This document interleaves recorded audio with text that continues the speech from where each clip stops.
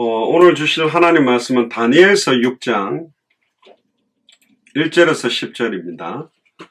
우리 다니엘서 6장 1절에 10절을 우리 손희성 권사님 동탄에서 우리 봉독해 주시겠습니다. 성경 봉독하겠습니다. 살아계신 하나님의 말씀, 다니엘서 6장 1절에서 10절 말씀. 다리오가 자기의 뜻대로 고관 120명을 세워 전국을 통치하게 하고 또 그들 위에 총리 셋을 두었으니 다니엘이 그 중에 하나이라. 이는 고관들로 총리에게 자기의 직무를 보고하게 하여 왕에게 손해가 없게 하려 함이었더라. 다니엘은 마음이 민첩하여 총리들과 고관들 위에 뛰어나므로 왕이 그를 세워 전국을 다스리게 하고자 한지라. 이에 총리들과 고관들이 국사에 대하여 다니엘을 고발할 근거를 찾고자 하였으나 아무 근거, 아무 허물도 찾지 못하였으니 이는 그가 충성되어 아무 그릇됨도 없고 아무 허물도 없음이었더라. 그들의 이르되 이 다니엘은 하나님의 율법으로 근거를 찾지 못하면 그를 고발할 수 없으리라 하고 이에 총리들과 고관들이 모여 왕에게 나아가서 그에게 말하되 다리오 왕이여 만수무강하옵소서. 나라의 모든 총리와 지사와 총독과 국감과 간원이 의논하고 왕에게 한 법률을 세우게 한 금령을 정하실 것을 구하나이다. 왕이여 그것은 곧 이제부터 30일 동안 누구든지 왕 외에 어떤 신에게나 사람에게 무엇을 구하면 사자굴에 던져넣기 한 것입니다. 그런즉 왕이여 원하건대 금령을 세우시고 그 조세에 왕의 도장을 찍어 메대와 바사에 붙이지 아니하는 규례를 따라 그것을 다시 고치지 못하게 하옵소서 하매 이에 다리오 왕이 조세에 왕의 도장에 찍힌 금령을 내니라. 다니엘이 이 조서에 왕의 도장에 찍힌 것을 알고도 자기 집에 돌아가서는 윗방에 올라가 예루살렘으로 향한 창문을 열고 전에 하던 대로 하루 3번씩 무릎을 꿇고 기도하며 그의 하나님께 감사하였더라. 아멘. 네, 기도하겠습니다. 주는 그리스도시요 살아계신 하나님의 아들이시나이다. 하나님 오늘 수요 8시 30분 예배를 통하여 다니엘 6장 1절에서 10절 본문으로 절대로 인본주의를 쓰지 않는 다니엘이라는 제목으로 하나님의 말씀을 대언하기를 소원합니다. 특별히 이번 주간에 주셨던 아브라함과 사라의 인본주의라는 메시지와 연결해서 우리 자신을 영적으로 점검하며 오직 예수가 교사는 참된 복음으로 무장되는 시간이 되도록 축복하여 주시옵소서. 감사를 드리며 승리하신 주 예수 그리스도 이름으로 기도드리옵나이다. 아멘. 오늘 제목이 절대로 인본주의를 쓰지 않는 다니엘이라는 제목으로 하나님의 말씀을 대언하도록 하겠습니다. 이 본문은 여러분들이 너무너무 잘 아는 본문이지요. 너무너무 유명한 본문이고요. 특별히 이번 주일날 아브라함과 사라의 인본주의가 지금까지도 이삭과 이스마엘의 어떤 면에서는 유대인들과 아랍권 사람들과의 모슬렘권들과의 갈등으로 지금 야기된 이야기들을 주일날 나누었습니다. 그래서 절대로 인본주의를 쓰지 않아야 됩니다. 근데 한 가지 안타까운 거는 뭐냐면 인본주의를 쓰는 사람은 자기가 인본주의를 쓴다고 하지 않습니다. 진짜 하나님의 뜻대로 한다고 합니다. 또 내가 성령 인도를 받았다고 말하면서 인본주의를 씁니다. 대표적인 사람들이 목회자죠. 저와 같은 목사나 선교사들 또 중직자들이 본인이 어떤 생각을 결정해놓고 거기로 모든 걸 다 몰아붙이면서 그게 때때로는 하나님의 인도를 받는 방향일 수도 있는데 대부분 보면 굉장히 인간적인 방법으로 모든 것들을 몰아가는 겁니다. 예를 들면 뭐 어떤 목사님이 이제 중국을 두고 중국 복음화를 위해서 막 헌금을 교회에서 대대적으로 하다가 갑자기 미국 복음화를 위해서 헌금을 해야 된다고 갑자기 이야기를 한 겁니다. 뭐 그런갑다. 중국 복음화 하다가 시간표가 미국인 것 같다. 근데 결정적으로 딱 보니까 목사님 아들이 미국으로 유학을 가게 됐다. 그래서 미국으로 모든 선교헌금을 집중하자. 이제 이런 식을 보고 맞는데 중국 복음화도 하고 미국 복음화도 하는 게 맞는데 그게 인간적인 어떤 본인의 이득이나 본인의 유익과 본인의 관계된 쪽으로 일들이 되어지면 일부러라도 그걸 좀 막아야 되는데 일부러 그렇게 만들어가 버리는 거예요. 그렇게 그건 뭐라 하기도 애매하잖아요. 뭐 미국도 살려야 되는 게 맞는데 왜 지금까지 중국 복음화에 집중하다 갑자기 목사님 아들이 미국으로 유학을 가게 되니까 그쪽으로 모든 경제를 집중한다. 그는 저는 볼 때 인본주의입니다. 일부러라도 그렇게 방향을 맞추면 안 돼요. 왜냐하면 교회 안에는 성령 인도를 정말로 순수하게 받는 사람들이 있고 복음을 잘 모르는 분들도 있어요. 근데 상식선에서만, 그래서 어떤 목사님은 교회는 상식선에서만 일해도 별 문제가 없는데 상식을 떠난 쪽으로 일을 하는 겁니다. 그럼 이 목사님이 내가 인본주의 있습니다. 자, 중국 복음화를 위해서 기도하다가 우리 아들이 미국 가니까 이제 미국 우리 아들이 있는 쪽을 집중해야 되니까 모든 선교비를 미국으로 돌립시다. 그러면서 자기가 인본주의라 하겠습니까? 절대로 그렇지 않습니다. 중국보다야 미국이 중요하다면서 모든 걸 거기에 맞추어서 말을 하게 돼요.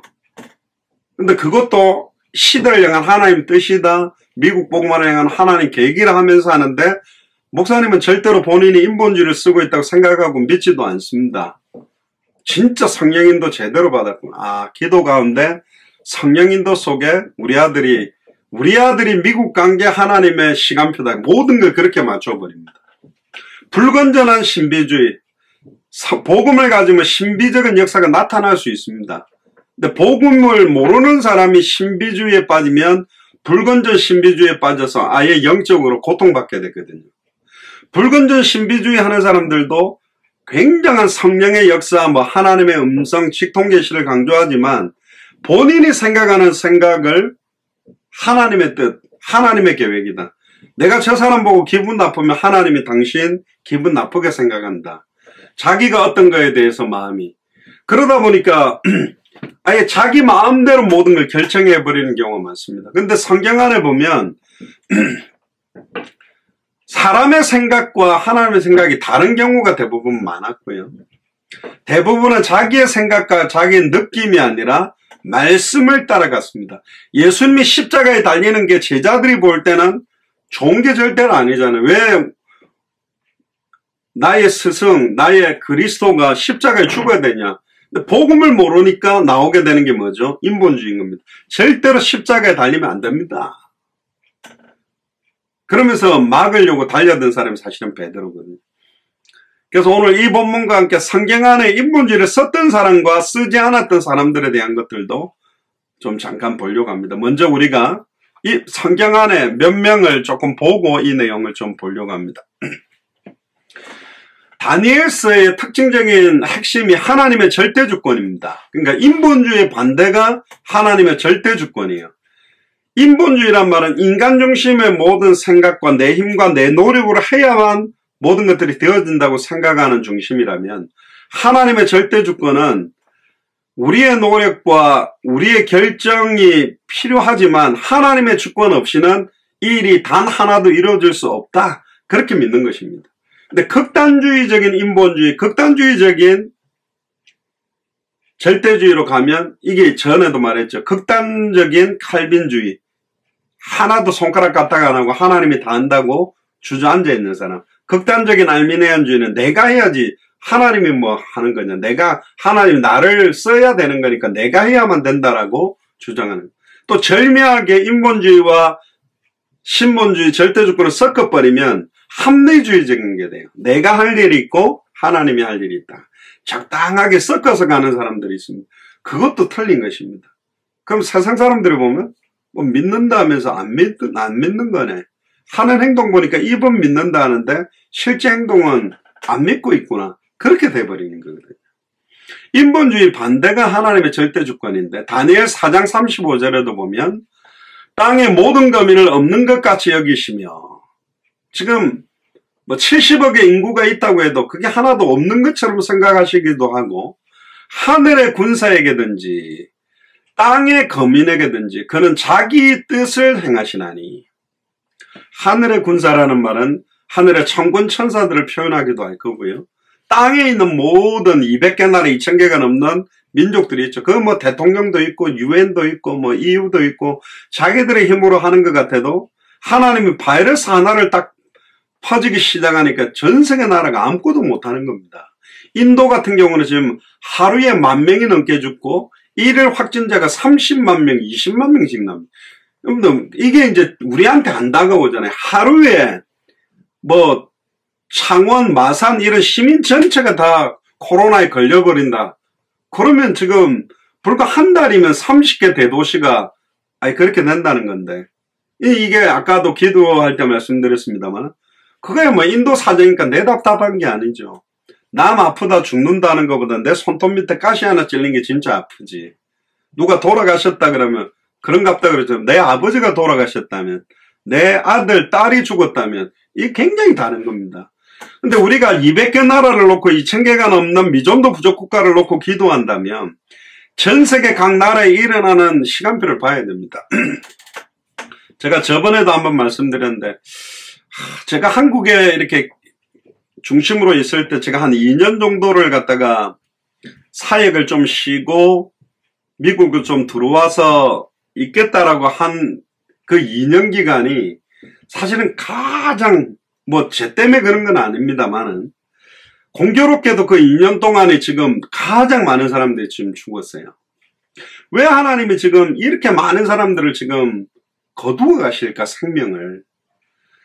지금까지 얼마나 죽었는지 사실은 계산은 못 놓겠습니다만은 100만 명이 죽었다고 치면 과연 100만 명 가운데 예수님이 그리스도라는 복음을 정확하게 듣고 죽은 사람은 몇 명일까? 저는 볼 때 정확하게 복음 아는 사람, 크리스천들도 있겠지만 진짜 그 복음을 정확하게 알고 죽은 사람들이 과연 10,000명 될까? 1%가 될까? 야, 지금 어마어마하게 많은 사람들은 노아 시대 때 홍수로 8명만 남겨놓고 다 멸해버리면서 당대 세계복음화를 딱 한 번 이루신 적이 있거든요. 인자의 이맘이 노아의 때와 똑같다고 그랬는데 지금 이렇게 많은 사람들이 죽어가고 있는데 교회가 뭘 하고 있는가? 안타까워하고 있는가? 지금 거기에 지금 관심이 없는 눈 하나도 깜짝 안 하는 겁니다. 마음 하나도 내가 요동치 아니하리. 그 요동치 아니하면 어떤 사단의 공격과 핍박에도 흔들리지 않는다는 말인데 하나님의 시대를 향한 경고와 메시지에도 별 관심이 없는 거예요. 오늘 목사님이 또 뭐 저런 이야기 하구나. 그렇지. 당대성은 중요하지. 그리고는 뭐 텔레비전 틀고 연속극 보고 뭐 이렇게 또 잠자고 뭐 그냥 사는 거예요. 다른 교회는 모르겠는데 저희 교회는 그렇게 하면 안 된다니까. 진짜 애통한 심정으로 기도해야 됩니다. 하나님 이 시대에 시대를 향한 하나님의 경고와 메시지를 놓고 진짜 기도해야 됩니다. 갈 수 없기 때문에 마음껏 지금 갈 수 없기 때문에 더 간절해야 돼요. 다른 나라를 간다 할지라도 또 거기 자가격리 2주 이렇게 딱 갇혀야 되기 때문에 너무나 많은 제재 속에 어떤 거꾸로 뒤집어 보면 하나님이 열받아가지고 너희들 복음 안전하게 전하지 마 하고 하나님 다 막아버린 걸 수도 있다니까. 그리고 하나님이 지금 이삭 쭉정리와 알곡을 거두듯이 지금 막 추수하고 계신지 몰라요.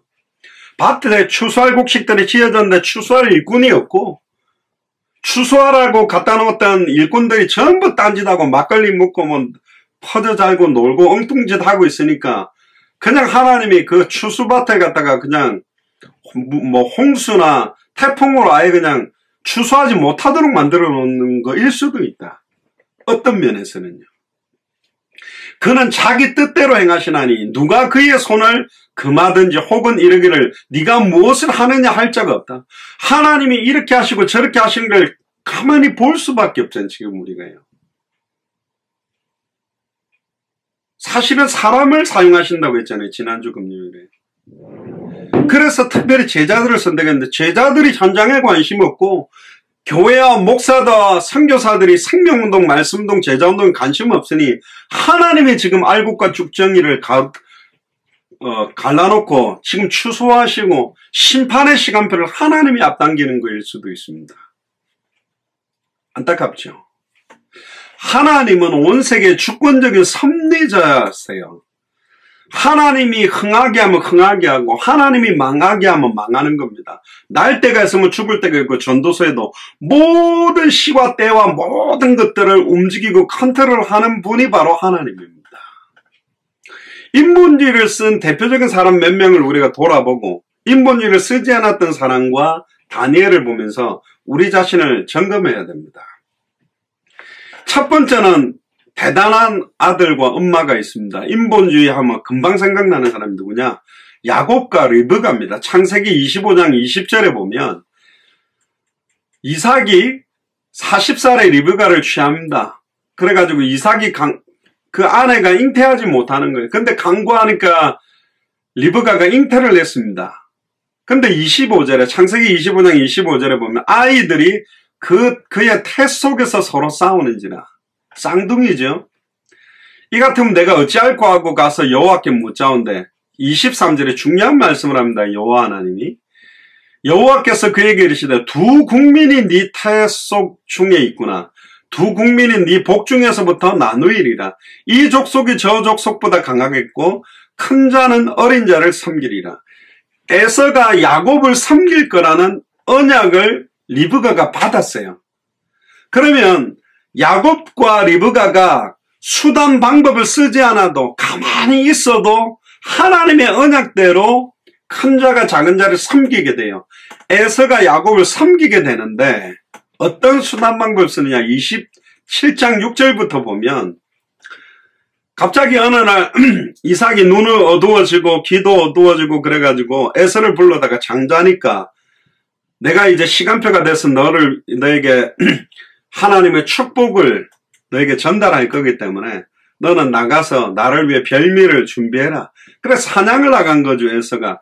그 소리를 리브가가 딱 듣고는 리브가는 이렇게 생각했을 겁니다. 안 돼.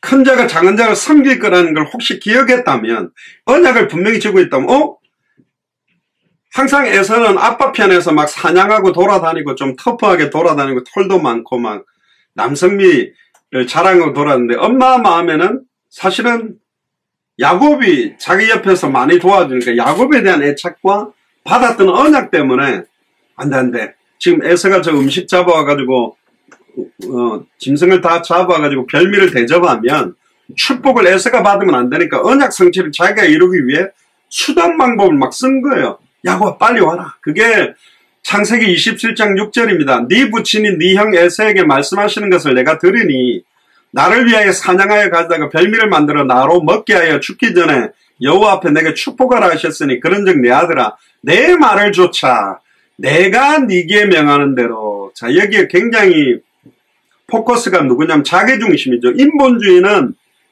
인간중심이면서 자기중심인 겁니다. 내 아들아. 그럼 에서는 자기 아들 아닙니까? 내 아들아 내 말을 조차 내게 명하는 대로. 내가 좋아하는 아들 에서보다는 야곱 편애를 했고요. 쌍둥이인데도 불구하고 편애를 했어요. 자기 아들인데도 편애하는 부모가 있거든요. 내 아들아 내 말을 조차. 내 아들아 하나님의 아들아 하나님의 말씀을 쫓아 하나님이 네게 명하신 대로 인도받아라. 그렇게 하지 않았습니다. 내 아들아 내 말을 쫓아 내가 네게 명하는데도 리브가의 말대로 뭐 어떻게 이제 인본주의를 엄마와 아들이 쓰는데 염소 떼에 가서 염소의 좋은 새끼를 내게로 가져오면 내가 그것으로 네 부친을 위하여 그 즐기시는 별미를 만들리니 모든 것 다 깔아줍니다. 완전 치맛바람이 장난이 아니죠. 치맛바람의 대명사가 사실은 굉장히 머리가 좋은 것 같아요. 원래 인본주의는 머리 좋은 사람이 씁니다. 내가 만약에 이렇게 한다면 저렇게 하겠지. 내가 저 사람한테 이렇게 한다면 이렇게 하겠지. 그래 머리를 막 죄송합니다. 박박박박박 돌립니다. 저번에 말씀 안 드렸습니까? 주일 메시지에. 아 여기 가면 스피드 카메라가 있다. 저기는 경찰이 자주 서 있다. 여기는 뭐 뒤에 뭐 그거 한다. 걸릴 수 있다. 이걸 안 해워도 규정 속도 법대로만 가면 앞에 경찰이 100명이 있던 뭐 스피드 카메라가 뭐 몇천 개가 달려있다는 나하고는 관계가 없어져 버려요. 말씀대로만 성경대로 인도만 받아버리면 앞에 무슨 상황이 되든 아무런 관계가 없어요. 근데 내 생각대로 속도를 높여 빨리 하려고 움직이다 보면 막 걸리는 거예요.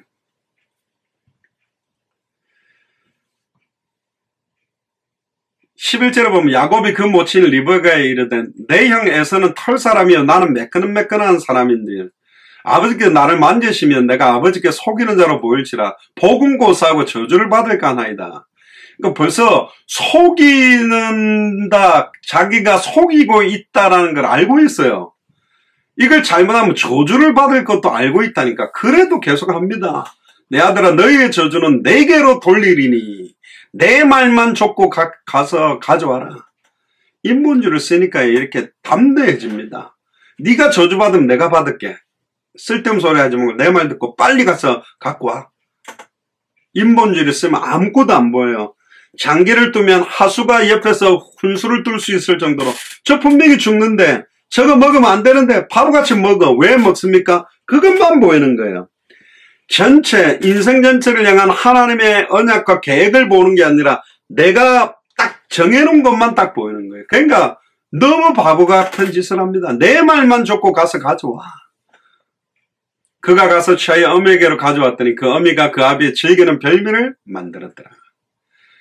그리고는 이제 축복해주고는 이삭이 만져보니까 이거 목소리는 야곱인데 몸은 에서로다. 그러니까 축복해주죠. 나중에 에서가 와가지고 야곱에게 축복했던 게 난리가 나서 이제 형이 동생을 죽이려고 하고 죽을까봐 또 도망가고 난리가 납니다. 인본주의 써가지고요.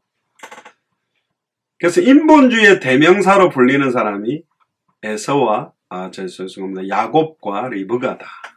그래서 절대로 인본주의 써가지고 얼마나 평생을 고생합니까? 나중에 형을 만나러 갈 때도 때를 갖다가 나누어가지고 자기는 맨 뒤에서 몸부림치고 에서 만나면서 결국 그 수십 년 동안 인본주의 쓴 결과로. 그럼 거꾸로 만약에 에서가 짐승을 잡아가지고 이삭이 에서 머리에 안수가 복을 줘버리면 어떻게 됐겠냐? 그건 몰라요. 에서가 그 짐승을 잡아왔을지 안 그러면 인본주의를 안 썼을 때 에서가 어떤 다른 일을 만났을지 모르지만 사실은 야곱과 리브가는 인본주의를 철저히 써서 굉장히 또 고생하게 되는 사람들이 사실은 야곱과 리브가입니다. 두 번째는 또 한 사람은 아론입니다. 출애굽기 32장 1절에 보니까 모세가 시내산에 들어가지고 기도합니다. 근데 40일쯤 돼갖고 안 내려오는 거예요. 그러니까 아니 우리를 인도하던 지도자가 지금 죽은 것 같다. 일어나라. 우리를 인도할 신을 우리에게 만들라. 모세 곧 우리를 애굽 땅에서 인도해낸 사람이 어찌 되었는지 알지 못하겠다. 출애굽기 32장 1절에 보니까 그러면 아론이 아니다. 아니 홍해를 가르고 불과 구름 기둥의 어마어마한 역사를 본 사람들이 모세가 한 40일 안 내었다고 죽은 거 아니냐. 곧바로 사람들의 말, 대중의 말을 듣고 아무리 대중들이 막 이야기를 한다고 할지라도 사실은 하나님의 뜻에 안 맞으면 맞서야 되는 거예요. 그게 바로 제사장이잖아요. 우리를 인도할 신을 우리를 위해 만들어라. 아니 신을 만들어낸다는 게 말이 돼요? 그러니까 우상이 말이 안 되는 겁니다. 하나님이 만들어오는 피조물이 섬기는 걸 보고 우상숭배라 그래요. 모든 피조물은 유일하신 창조주 하나님만 섬겨야 되거든요. 뭐라고 이야기는? 그러니까 이스라엘 민족의 영적 상태가 이 정도 수준밖에 안 돼요. 6월절 어린 양 피 바르고 10가지 장을 체험하고 홍해를 가르고 건너왔지만 수준이 건너왔지만 수준이 이 정도인 거예요. 우리를 애굽 땅에서 인도해낸 사람, 우리를 인도할 신, 우리를 위하여 만들어. 그럼 아니다. 우리를 인도하여 내신 분은 여호와 하나님이다. 그분은 영이시니 우리의 손으로 만든 것에 하나님이 거하지 않는다. 우리는 하나님을 온전히 섬겨야 된다. 이렇게 말했는데 2절에 보세요. 그런 소리 하나도 안 해요. 바로 아론이 그들에게 이르되 너희 아내와 자녀의 귀에 금고리를 빼어 내게로 가져와라. 모든 백성이 그 귀에서 금고리를 빼어 아론에게로 가져오며 아론이 그들의 손에서 그 고리를 받아 부어서 각도로 새겨. 누가 만들었다고요? 제사장이 만들어요. 아론이 그 고리를 부어서 각도로 새겨 송아지 형상을 만드니 그들이 말하되 이스라엘아 이는 너희를 애굽 땅에서 인도하여 낸 너희 신이로다. 이 소에 대한 신은요, 애굽에 있던 형상이거든. 그동안에 봐왔던 모양대로 딱 만들어 놓은 거예요. 완전히 인본주의의 극치, 인본주의라기보다 이건 완전히 우상숭배를 조장하는 제사장이 된 겁니다. 이건 목회자들이 조금만 잘못하면 진짜로 예수를 그리스도로 믿고 순종하게 될 거냐. 안 그럼 신앙생활도 아니고 이거는 막 우상숭배적인 교회생활. 완전히 목사를 거의 신격화해가 따라가거나 교회가 완전히 인본주의 극치에 전당이 돼버리게 만드는 존재가 바로 제사장들이다. 그리고 5절에 보니까 아론이 보고 그 앞에 단을 쌓고 이에 공파에 가르는데 내일은 그러면서 송아지를 놓고 여호와의 절일이래요. 심지어 6절에 그들이 일찍 일어나 번제를 드리며 화목제를 드리고 이 번제를 하나님이 받습니까? 이 화목제를 하나님이 화목하게 받으실까요? 앉아서 먹고 마시며 일어나 뛰어놀더라. 그 눈에 보이는 금송아지 하나 만들었다고 눈에 보이는 거 잡히는 걸 원하는 거. 눈에 안 보이는 하나님은 모르겠다는. 눈에 보이고 잡혀야 이걸 믿는 수준인 겁니다. 그러니까 7절에 보세요. 여호와께서 모세에게 이르시되 너는 내려가라. 네가 애굽 땅에서 인도하여낸 네 백성이 부패하였다. 그들이 내가 그들에게 명한 길을 속히 떠나 자기를 위하여 송아지를 부어 만들고 그것을 숭배하며 그것에 희생을 드리며 말하기를 애굽 땅에서 인도하여낸 너희 신이라 하였도다. 그러면서 9절에 내가 이 백성을 보니 목이 곧은 백성이다. 목이 곧다라는 말은 뭡니까? 교만한 거지. 교만한 사람들이 다 막 일 안 합니까? 그러니까 그들을 진멸하겠다. 그러니까요. 또 이 모세가 아니 애굽에서 이까지 건져내가지고 진멸하면 되겠습니까? 절대로 화를 내면 안 됩니다. 그러니까 14절에 하나님 너무너무 착하셔가지고 뜻을 돌이켜 말씀하신 대로 그 화를 백성에 내리지 않은 거예요. 근데 더 재미난 거는 15절에 두 돌판에 새겨진 십계명을 들고 딱 내려오는데 뭐 이상한 소리가 들리는 게 이게 뭐냐? 17절 18절에 보니까 성전가도 아니고 막 패배가 우는 소리도 노래 소리도 이게 뭐지? 그러니까 송아지와 그 막 그걸 돌면서 막 춤추고 있는 그 판을 보니까 이 모세도 성격이 한 성격 하는데 19절에 보니까 열받으면 땡감을 치든지 하나님이 만들어준 돌판을 던져가 박살을 내버렸어. 옛날에 어떤 제가 아는 어릴 때 그 아는 아저씨는 축구하다가 지면 옛날 브라운관 TV 있잖아요. 들어갖고 막 던져버리는 거 졌다고. 그 다음에 또 축구하면 그 고체가 또 보고 있어요. 성격이 모세도 성격이 좀 더러웠던 것 같은데 그 돌판 놔두고 뭐 땡감을 치든지 무슨 몽둥이 만들고 두들 패는 이래야 되는데 돌판을 던져 깨버리는 거죠. 그리고 아예 그 만든 송아지를 불살라 부숴서 가루를 만들어 물에 뿌려서 금가루니까 좋겠다. 그게 아니고 그걸 이스라엘 백성을 마시게 했습니다. 그리고는 아론에게 책망하죠. 21절에 어떻게 이 백성들에게 중죄에 빠지게 만들었냐. 그러니까 22절에 내 주여 노하지 마소서 이 백성이 악함을 당신이 아나이다. 너무 나한테 원해서 했다는 거예요. 이게 얼마나 이렇게 안타깝습니까? 23절에 그들이 내게 말하기를 우리를 위하여 우리를 인도할 신을 만들어내라고 했습니다. 그래서 그 믿는 사람들을 나 빼라 했더니 그들이 내게 갖고 내가 불에 던졌더니 펑 하고 송아지가 나왔대요. 참 인본주의 쓴 사람의 답변이 이렇습니다. 모세가 먼저 백성이 방자하니 이는 아론이 그들로 방자하게 하여 원수에게 조롱거리가 사탄이 보고 얼마나 웃겠습니까? 아이고 사탄이 이 장면을 보고 얼마나 웃겠어요. 난장판인 거잖아요. 한마디로 말하면 죄송합니다. 세상으로는 그냥 개판인 거예요. 이 뭐 출애굽에서 자기가 완전히 그냥 우상들 다 무너뜨리고 막 홍해 갈라져가 나왔는데 지금 와가지고 하는 짓 보니까 사탄이 볼 때도 웃음이 나왔을 것 같아요. 아이고 이러면서 그때 재미난 장면이 나옵니다. 26절에 보니까 모세가 진문에 서서 가로되 누구든지 여호와의 편에 있는 자는 내게로 나와라. 여러분들에게 주시는 메시지입니다. 그럼에도 불구하고 그 안에서 누구든지 여호와의 편에 있는 자는 내게로 나와라 하면 레위 자손이 다 모여서 그에게 나오는 거예요.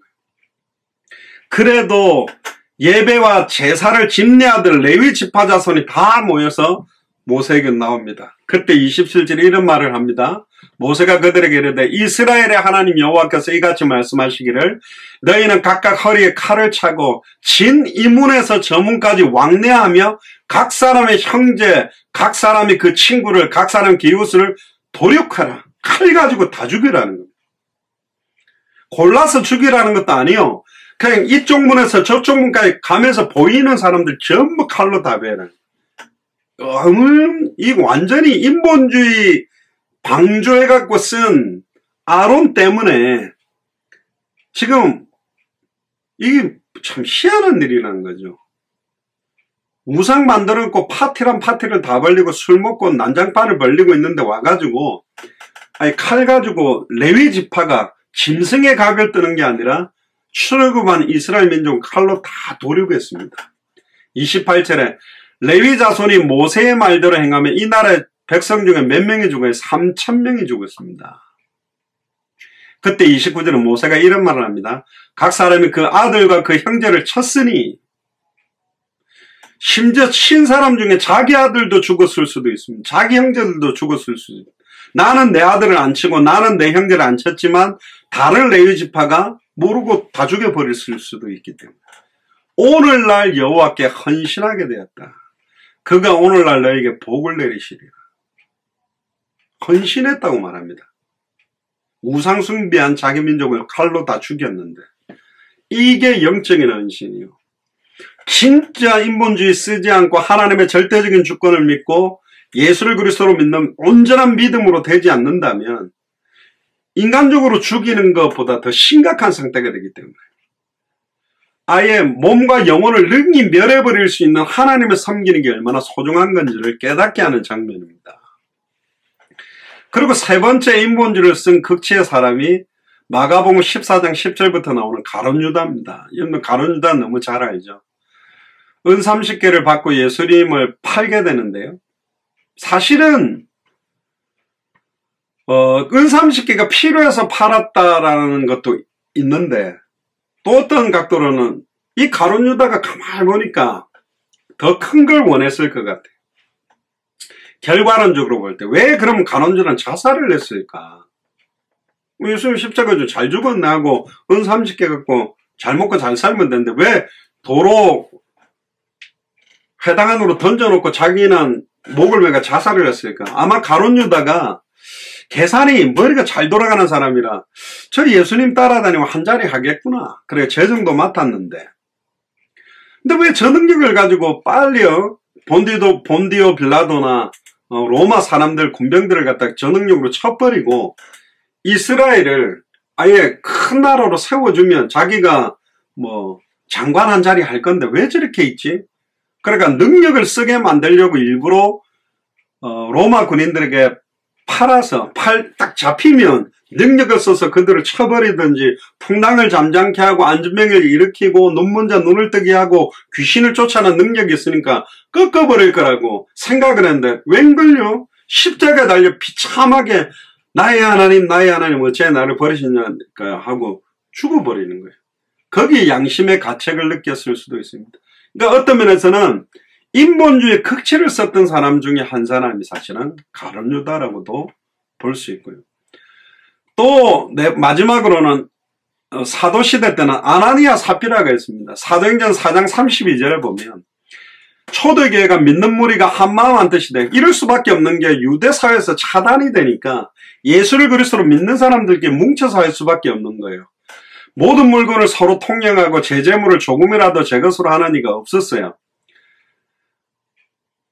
그러니까 34절에 필접한 사람도 없고 밭과 집에 있는 자들이 팔아 그 판 것의 값을 가져다가 사도들 앞에 두어서 각 사람 필요할 때나 나누어 주는 어떤 면 공산주의들이 말하는 진짜 함께 벌어서 함께하는 그런 있을 수 없는 형태의 생활을 하게 만든 겁니다. 그때 36절에 사도행 4장 36절에 구브로에서 난 레위인이 있는데 요셉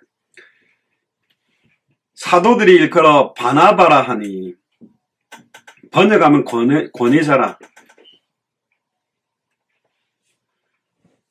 여러분들 사도 바울하고 팀이 됐던 바나바죠. 사도는 아닌데 사실은 사도의 역할을 하는 사람이었습니다. 근데 37절에 그가 밭이 있음에 팔아 값을 가지고 사도들 앞에 두는. 그러니까 사람들이 그 바나바를 갖다 굉장히 이렇게 높였죠. 와, 어떻게 자기 밭을 팔아서 저렇게 하네. 막 칭송하고 높이니까 그걸 사도행전 5장 1절에 아나니아라는 사람이 그 안에 삽비라로 더불어 소유를 팔아. 자기도 팔아 그 값에 얼마를 감추며 아내도 알더라. 얼마를 가져다가 사도들 발 앞에 주니 베드로가 가로되 아나니아여 어찌하여 사탄이 내 마음을 가득하여 네가 성령을 속이고 땅값 얼마를 감추었느냐. 땅이 그대로 있을 때는 네 땅이 아니며 판 외에도 네 임의대로 할 수 없더냐. 어찌하여 이 일을 네 마음에 두었느냐. 사람에게 거짓말한 것이 아니요 하나님이로다. 아나니아가 이 말을 듣고 엎드려져 혼이 떠나니 이 일을 듣는 사람이 다 크게 두려워하더라. 7절에 3시간쯤 지나 그 아내가 삽비라가 생긴 일을 알지 못하고 베드로가 가로되 그 땅 판값이 이것뿐이냐 내게 말하라니 가로되 예 이뿐이라. 베드로가 가로되 너희가 어찌하여 함께 끼하여 주의 영을 시험하리 아니냐. 보라 내 남편을 장사하고 오는 사람들의 발이 문 앞에 이르렀으니 또 너를 메어내 가리라 한데 곧 베드로의 발 앞에 엎드려져 혼이 떠나는지라. 뭐 이걸 보고 옛날에 어떤 목사님은 쌍묘의 비극이라 그러는데요. 한 번에 부부가 3시간 차이로 죽었어요. 안타깝게도. 이 인본주의입니다. 이럴 필요가 없잖아요. 진짜 자기가 하나님 앞에 헌신하고 싶을 때 하면 되는데 막 사는 사람들이니까 따라하다가 그러니까 따라 정의가 되지 마세요. 의미도 모르고 뭐 헌금하면 복 받는다 하더라. 뭐 건축헌금 잘했더니 복 받았다는 사람이 있더라. 따라한 사람들에게 굉장히 어려움이 옵니다. 그 인본주의예요. 남들이 하든 안 하든 하나님 앞에서 그리스도 안에서 성령 인도를 받아 사는 거예요. 그렇게 받지 않은 인본주의의 결과가 부부의 죽음입니다. 인본주의를 쓰지 않은 대표적인 사람들 중에 또 몇 명을 보면 이번에 인본주의를 안 쓴 사람 첫 번째가 요셉입니다. 안 썼다기보다 요셉은 상황이 쓸 수가 없어요. 인본주의를 쓸 수가 없는 거예요. 형들에서 구덩이에 던져졌죠. 또 팔려갔죠. 보디발 장군 집에 있었는데 종신형 감옥에 들어갔죠. 꿈에 석을 하고 난 다음에 그때 인본주의라는 말은 나를 좀 기억해 주세요. 그 정도는 인본주의라기는 아닌 것 같아요. 내가 억울하게 와서 나 좀 해달라는데 까먹게 만든 것도 하나님의 주권이고 그런데 결국은 왕이 꿈을 꾸고 꿈을 해석해서 사실은 서게 되죠. 창세기 45장 1절에 보니까 요셉이 시종하는 자 앞에 그 정을 억제치 못하고 형들이 온 걸 딱 보고 형들이 자기 발 아래 엎드려 절한 것 하나님이 주셨던 꿈 해와 달과 별들이 볕단들이 자기를 둘러싸고 절했던 붙잡았던 언약이 그대로 하나님의 주권 아래 성취된 현장을 보고 막 울음이 터진 겁니다. 형제에게 자기를 알리는 거죠.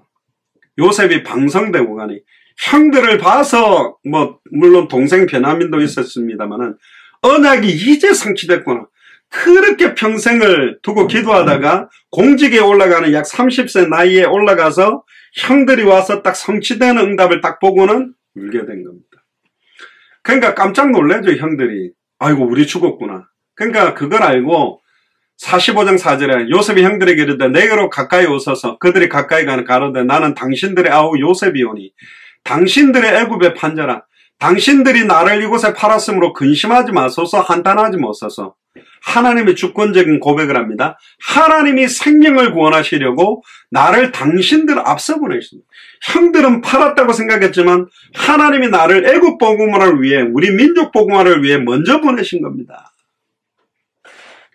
7절에도 하나님이 큰 구원으로 당신들의 생명을 보존하고 당신들의 후손을 세상에 두시려고 나를 당신들 앞서 보내셨으니 그런즉 나를 이리로 보낸 자는 당신들이 아니요 하나님이시나. 팔린 거지만 하나님의 인도라고 믿고 있었던 사람이 요셉입니다. 하나님이 나로 바로의 아비를 삼으시며 그 온 집의 주를 삼으시며 애굽 온 땅의 치리자를 삼으셨다. 그러니까 또 사드락 메삭 아벳느고 잘 알죠. 우상에게 한 번만 절해라. 근데 분명히 여호와 하나님은 왕의 손에서와 풀무불에서 우리를 건져낼 수 있지만 우리를 건져내지 않는다 할지라도 우리는 절하지 않습니다. 이때 인본주의를 쓸 수 있어요. 사드락 메삭 아벳느고는 안 썼습니다. 그런데 그 용광로 속에 들어가서 불에 끌린 냄새도 안 나는 걸 보고 이 느부갓네살 왕이 아예 두 손 들고 하나님 살아있다고 명하게 되죠. 그게 28절부터 30절에 나옵니다. 다니엘서 3장 28절에 30절에 보면 느부갓네살이 말하여 사드락과 메삭과 아벳노고의 하나님을 찬송할지로다. 인본주의를 쓰지 않은 결과가 이렇게 나오는 겁니다. 그가 그 사자를 보내어 자기를 의뢰하고 그 몸을 버려서 왕의 명을 걸고 그 하나님밖에는 다른 신을 섬기지 아니하며 그에게 절하지 아니한 종들을 구원하셨도다. 그러므로 내가 이제 조서를 내리노니 각 백성과 각 나라와 각 방언하는 자가, 그러니까 각 방언하는 자가 다민족까지, 그러니까 사드락 메삭과 아벳노고를 통하여 전국의 느부갓네살 왕 시대에 하나님 살아있음이 드러나 버리는 거죠.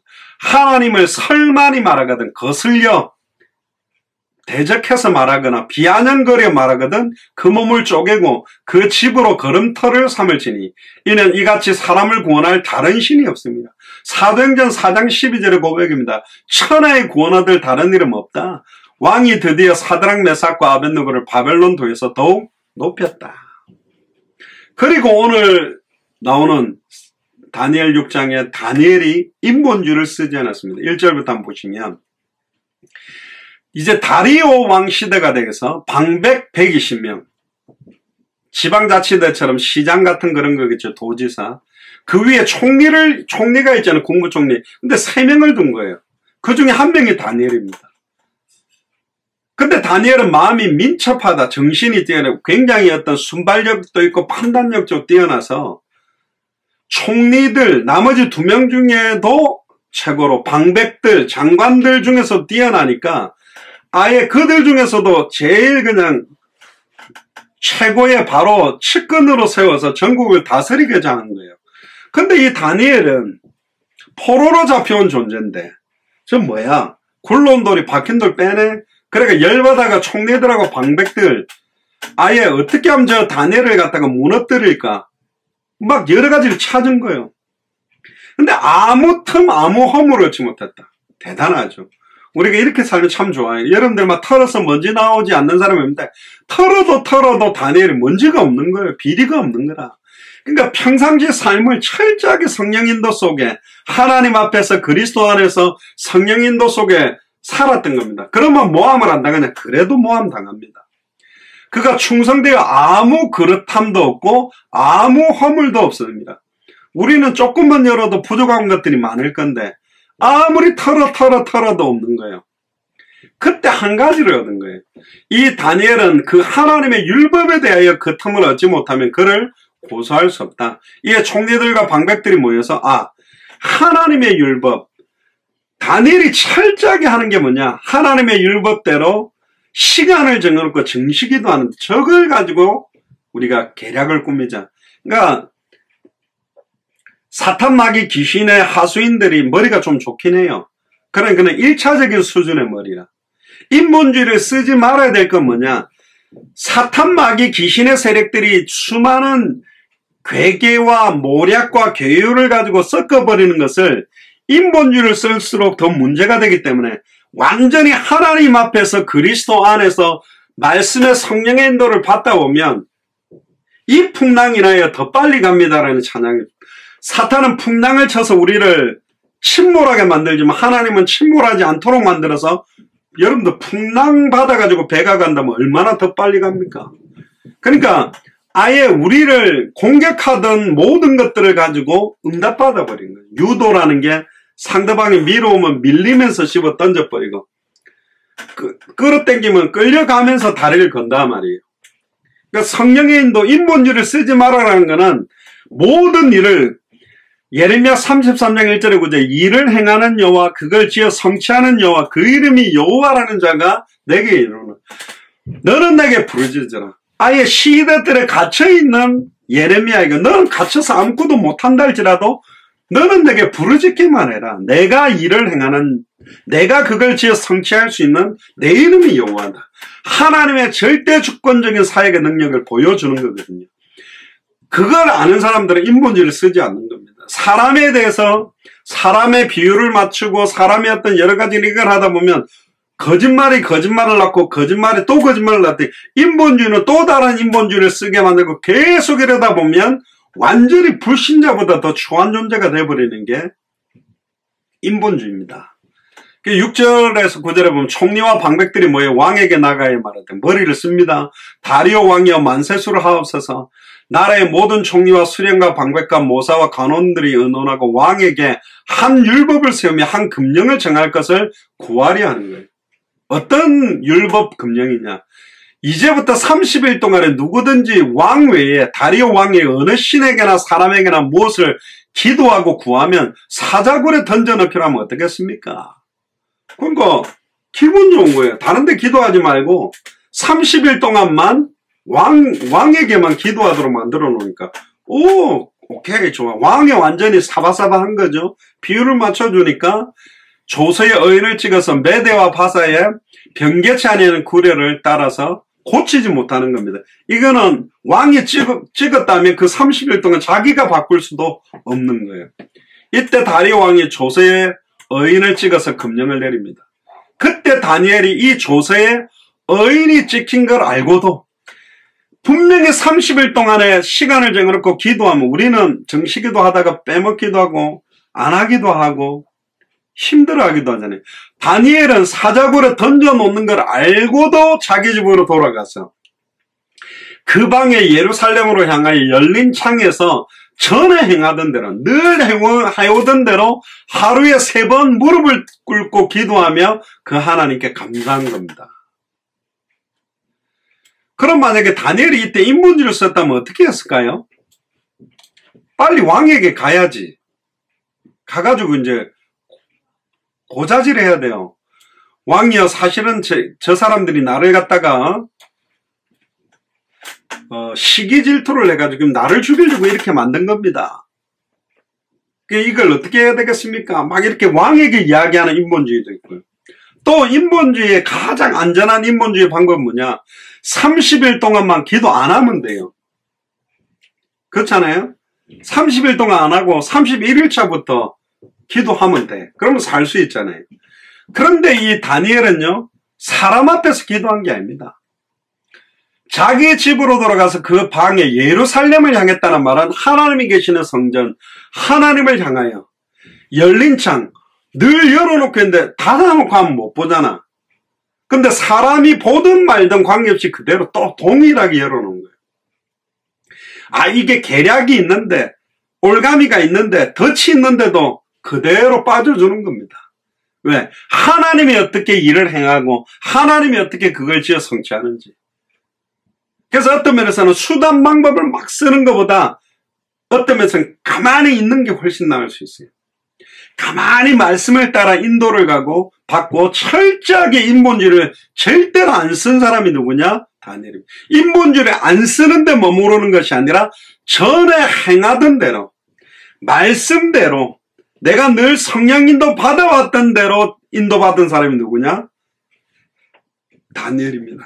그러니까 인본주의를 안 쓴다는 말은 그냥 멍하게 가만히 있는단 말이 아니라 말씀의 인도대로 전에 행하던 대로 인도받던 대로 하루에 3번씩 무릎 꿇고 기도하며 하나님께 원통하게 기도한 게 아니라 감사한 거예요.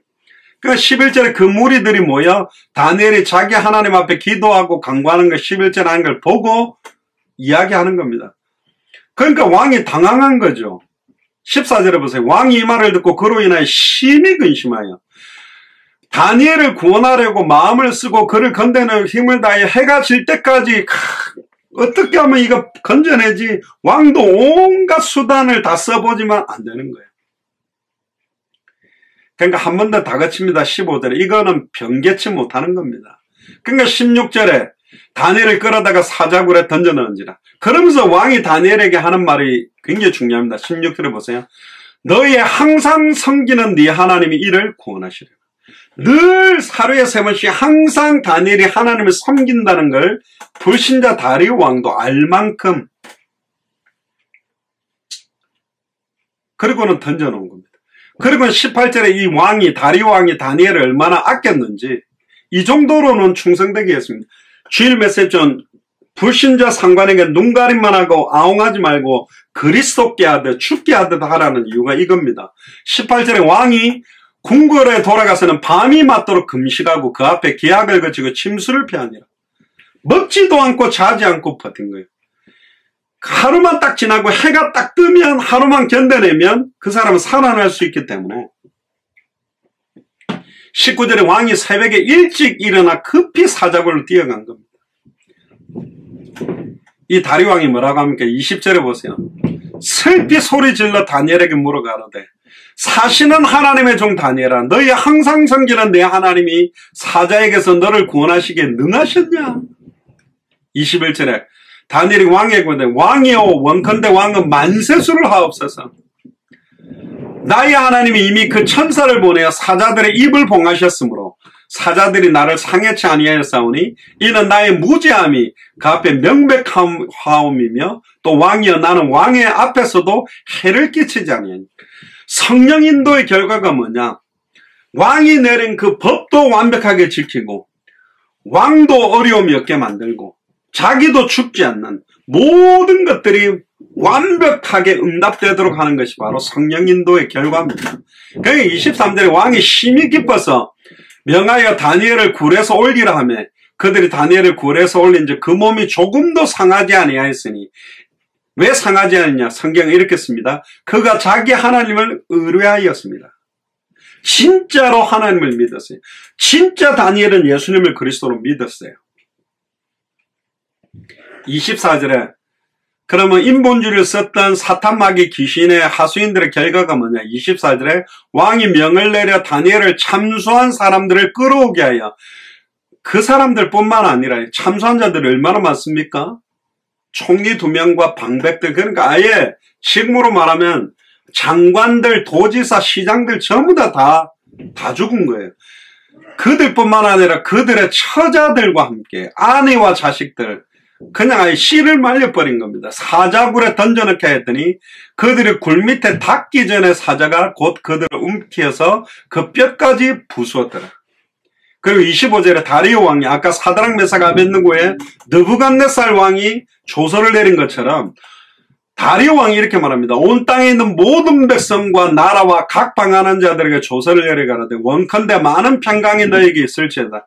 내가 이제 조서를 내리노라. 내 나라 관할 아래에 있는 사람들은 다 다니엘의 하나님 앞에 떨며 두려워할지니 그는 사시는 하나님이시요 영원히 변치 않을 자시며 그 나라가 망하지 아니할 것이요 그 권세는 무궁할 것이며 그는 구원도 하시며 건져내기도 하시며 하늘에서든지 땅에서든지 이적과 기적을 행하시는 자로서 다니엘을 구원하여 사자의 입에서 벗어나게 하셨습니다 하였더라. 이 다니엘이 다리오 왕의 시대와 바사 사람 고레스의 왕의 시대에 뭐 했다고요? 형통했다. 결론입니다.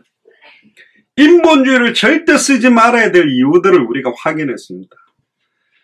결론 중에 결론은요. 인본주의를 쓰지 않은 대표적인 인물은 다니엘보다 더 완벽한 분이 누구냐? 예수님입니다. 죽기까지 복종했습니다. 아예 죽기까지 복종하면서 자기의 생명을 우리에게 준 분이 누구냐? 인본주의를 절대로 쓰지 않았던 대표적인 인물은 한 명을 꼽으라 그러면 예수님입니다. 죽기까지 복종하셨어요. 근데 예수님이 인본주의를 쓰지 않고 나의 원대로 마옵시고 아버지의 뜻대로 되기를 원합니다라고 인본주의를 쓰지 않고 정령 죽었다가 영원히 부활하심으로 말미암아 누구든지 주의 이름 부르면 하나님 만나는 길이 열리게 됐고 누구든지 주의 이름을 부르면 죄와 저주에서 영원히 해방받는 길이 열리게 됐고 누구든지 주의 이름 부르면 단번에 영원히 사탄마귀 귀신 사망원세를 깨뜨리고 승리하는 길이 열리게 됐습니다. 인본주의를 쓰지 않은 결과로 참된 선지자 직분이 완성됐고 참된 제사장 직분이 완성됐고 참된 왕직이 완성됐고 예수님이 그리스도가 되셨습니다. 그래서 절대로 인본주의를 쓰지 말아야 됩니다. 계속 기도하며 말씀의 인도를 받아야 됩니다. 절대 나의 이익과 계산과 여론 중심과 뜻이 아니라 진짜 하나님이 원하는 대로만 가면 됩니다.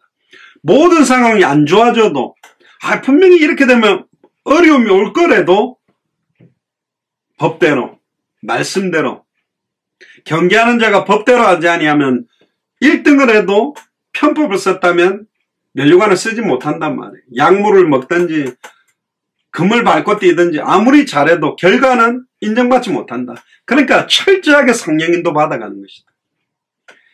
절대로 인본주의 쓰지 말고 철저하게 하나님 앞에서 그리스도 안에서 성경대로 성경인도 받아서 잘했다 칭찬받는 저와 여러분들이 되시기를 주님 축복합니다. 기도하겠습니다.